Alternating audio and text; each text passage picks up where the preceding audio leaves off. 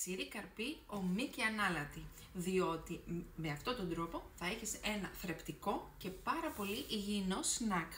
Έλα να σου δείξω κάποιους ξηρούς καρπούς που θα βρεις στο pepperhouse.gr. Θα ξεκινήσω με την καρυδόψυχα πεταλούδα. Υγιεινό το καρύδι, ειδικά για τον εγκέφαλο. Μετά θα πάμε στο Cassius το ομό. Καταπληκτική πηγή πρωτεϊνών και το Cassius.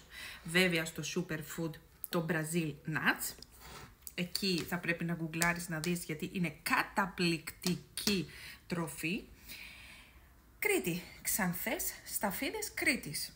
Πολύ ωραίες και γλυκές. Ο βασιλιάς, το αμύγδαλο, το ομό, διότι κάνει καλό και στο δέρμα, αλλά θα έλεγα και σχεδόν παντού. Φουντουκάκι, ομό και ανάλατο και τέλος το pecan nuts. Όλα αυτά μπορείς είτε να τα τρως λοιπόν σαν ένα πολύ υγιεινό σνακ, μπορείς να το βάλεις στα δημητριακά σου, μπορείς να τα βάλεις στο γιαουρτάκι σου, μπορείς να φτιάξεις και μπάρες θρεπτικές. Όπως και να έχει, καλό είναι να εντάξεις τους ομούς ξηρούς καρπούς ανάλατους στην διατροφή σου. Άρα λοιπόν, μπες στο pepperhouse.gr και διάλεξε τους ξηρούς καρπούς που σου αρέσουν.